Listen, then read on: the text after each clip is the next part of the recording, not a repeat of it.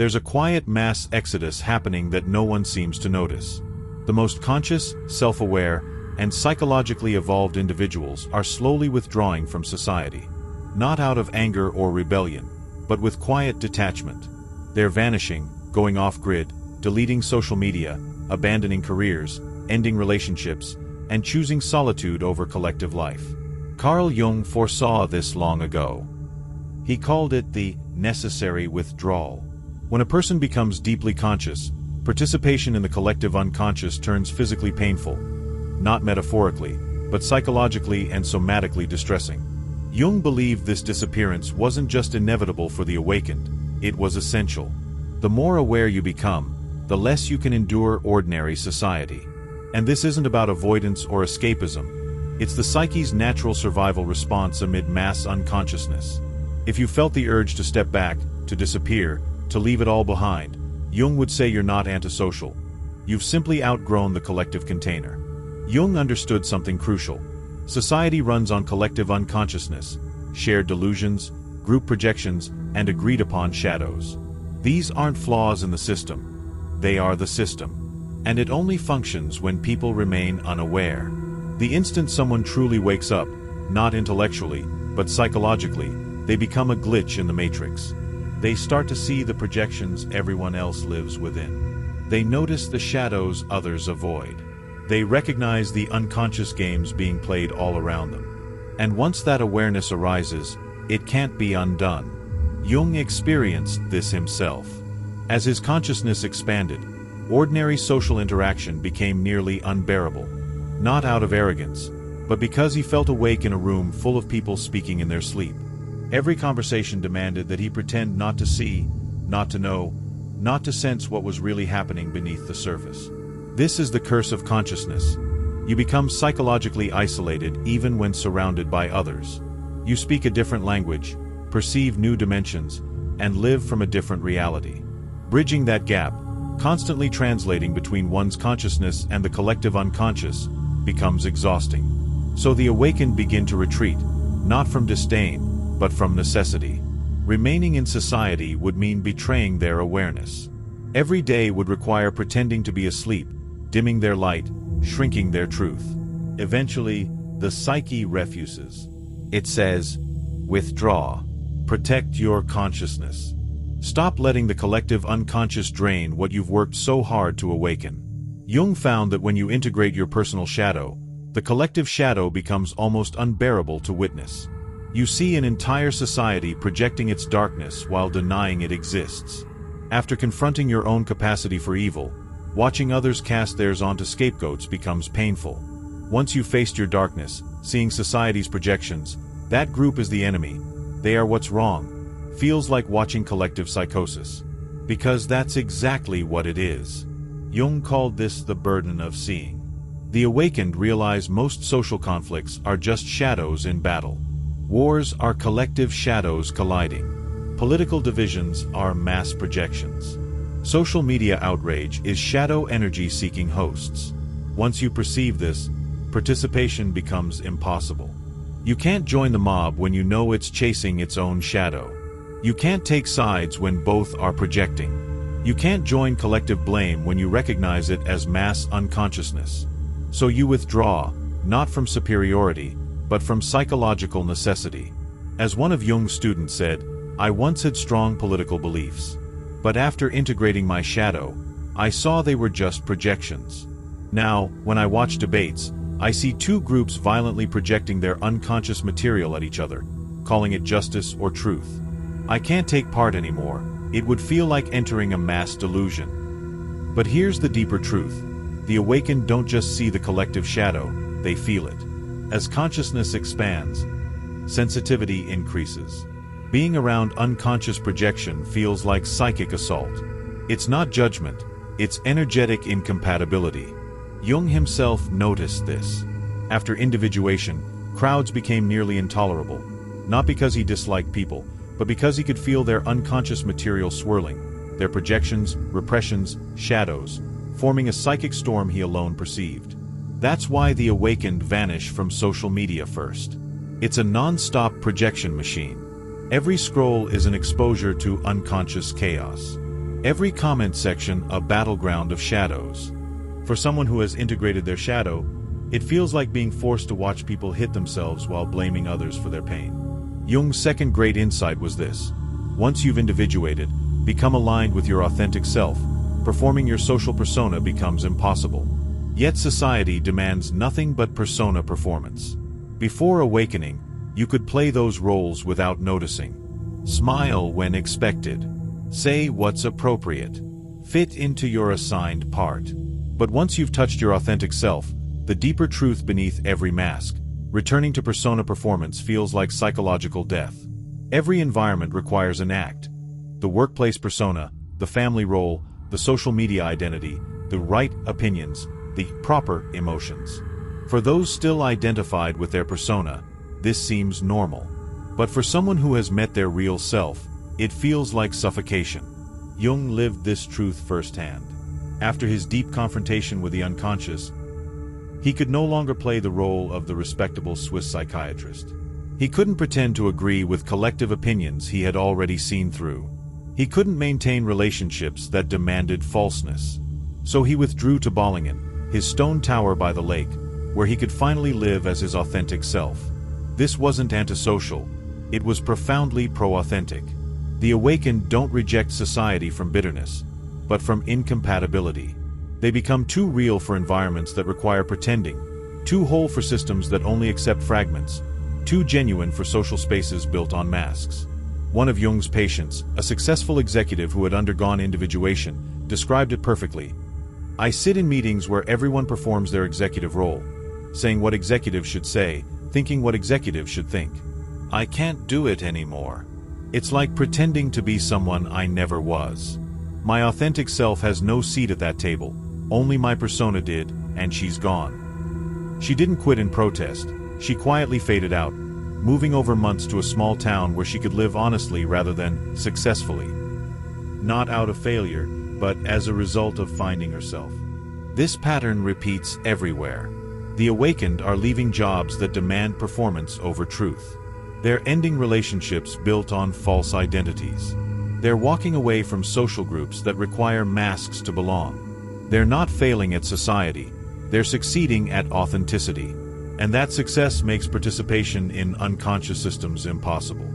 Jung also understood this energetically. Sustaining consciousness within an unconscious environment demands immense psychological energy, and the awakened are realizing it's unsustainable. Imagine what a conscious person must do just to function in ordinary society. Filter out projections, hold boundaries against energy drains, translate between surface chatter and inner depth, stay grounded amid psychic noise, process not only their own emotions but the unconscious material others constantly emit. Jung called this psychological labor, the unseen effort conscious individuals exert merely to exist among the unconscious.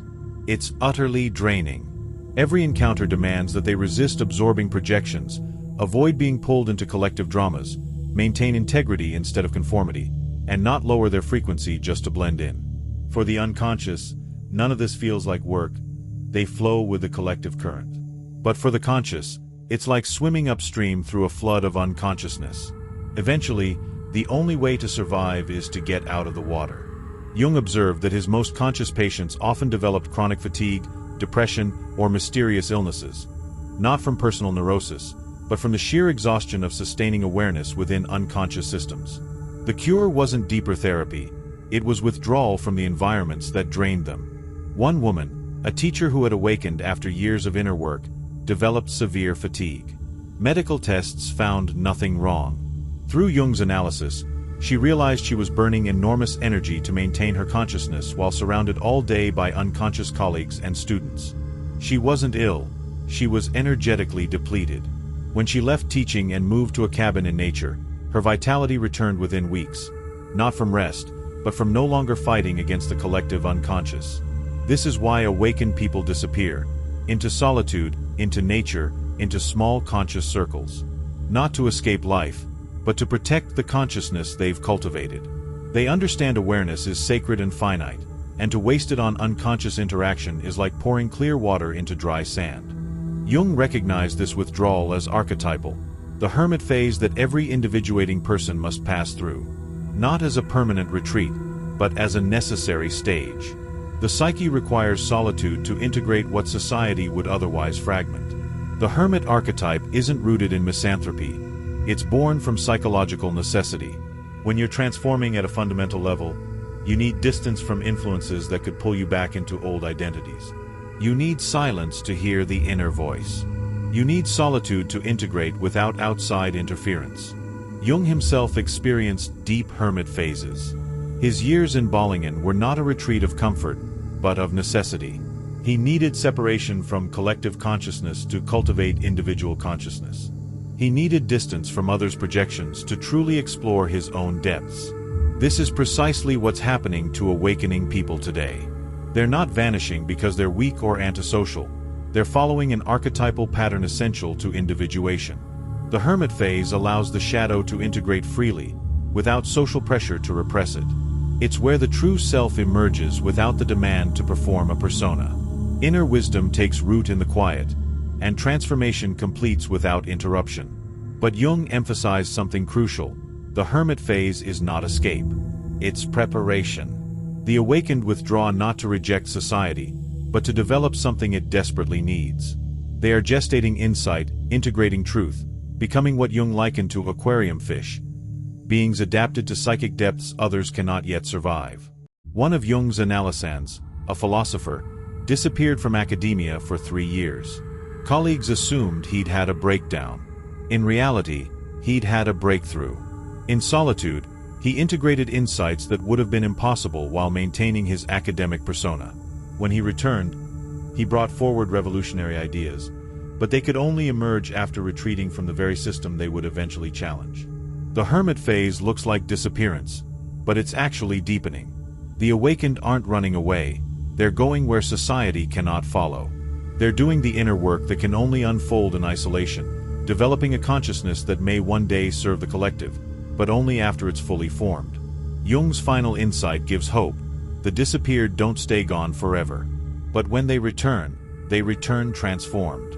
They no longer rejoin the unconscious collective. They return to serve consciousness, to offer what they've discovered to those ready to receive it. The awakened follow the classic hero's journey: withdrawal, transformation, and return with gifts. Yet the return is never to the normal world. It's to the margins, the quiet edges where consciousness can exist without compromise. They become what Jung called border dwellers, present but not absorbed, engaged but not entangled. Some return as artists creating from authentic depths. Others as healers guiding individuals through awakening. Some become teachers of small, sincere groups, or writers mapping the terrain for those beginning their own withdrawal. They never re-enter the mainstream, because they can't. Once you've individuated, you can't de-individuate. Once you've awakened, you can't pretend to be asleep. Once you've met your true self, you can't live through a mask again. Jung observed this pattern countless times. His fully individuated patients rarely returned to their previous lives. Instead, they built new ones, simpler, quieter, more authentic. They found ways to contribute without sacrificing consciousness. They learned to give without being consumed. One such patient, a therapist who withdrew for 2 years, later returned not to conventional practice but to working with a small group experiencing spiritual emergence. She could no longer offer therapy to the general public, only to those walking the same path she had. Her practice was small but profound, invisible to society, yet a lifeline to the awakening. This is the model: the awakened retreating from mass society and reappearing in conscious enclaves, building alternative spaces, forming parallel systems, offering depth to those seeking it while remaining unseen by those who aren't. Jung saw this as evolution in motion. Not everyone awakens at once. The pioneers disappear first, create the new ground, and in doing so, become the beacons for those who will follow. What appears to be abandonment is actually architecture, the construction of new frameworks that will one day sustain collective awakening when it's ready. Let's bring together Jung's full vision of why spiritually awakened people are disappearing. They can no longer endure the collective shadow projected by an unconscious society. Their authentic selves can't keep performing the personas that culture demands. The energy it takes to maintain consciousness in unconscious environments becomes impossible to sustain. They enter the hermit phase required by individuation. And eventually, they return, but only to conscious edges, never to the unconscious center. This disappearance isn't failure. It's evolution. Not weakness, but wisdom. Not abandonment, but archetypal necessity. The awakened are following a timeless pattern written into the fabric of consciousness itself. Withdraw, transform, return, transformed. To society, this process looks like loss, like betrayal. Where did the conscious ones go? Why have the wise grown silent? Why do those most awake seem to leave when the world needs them most? But Jung would say, they haven't left the collective. They're preparing something for it. In their retreat, they're developing what collective consciousness isn't yet ready to receive. In their disappearance, they're creating spaces for others to eventually enter. In their silence, they're forming words the collective can only understand when it, too, awakens. If you feel the pull to withdraw, Jung would remind you, this isn't escapism or spiritual bypassing. It's psychological necessity. Your consciousness has evolved to a point where participation in collective unconsciousness now requires self-betrayal. The urge to disappear isn't antisocial, it's archetypal. You're not rejecting society. You're walking the hermit's path that every individuating soul must follow. You're not weak for being unable to tolerate unconsciousness. You're simply awake, and consciousness demands a different atmosphere than sleep. So let yourself disappear. Not forever, but for now. Find your Ballingen, whether that means physical solitude or inner distance. Stop pouring your awareness into unconscious interactions. Stop performing for audiences that cannot see you. Stop translating your depth into shallow language just to be understood. Your disappearance isn't selfish. It's sacred. The collective doesn't need more half-awake participants. It needs fully individuated beings. It needs depth more than surface, authenticity more than appearance, consciousness more than conformity. And when you return, and you will, you'll bring gifts that could only be forged in absence. You'll offer insights that couldn't exist within false belonging. You'll speak truths that can't be voiced while still performing for acceptance. The spiritually awakened are disappearing because awakening requires it. Not forever, but necessarily. Not from hatred, but from love. Love for truth, for consciousness, for authenticity. Love that whispers, I must become whole, even if it means being alone. Jung would say, disappear consciously. Withdraw with intention. Use your hermit phase for integration, not isolation. And remember, your disappearance is preparation. You're not abandoning the collective. You're pioneering the path it will one day need to follow. If you're feeling this call to withdraw, honor it. Let this phase refine you. Because your retreat isn't the end, it's evolution. And the collective will always need evolved individuals far more than it needs conforming ones.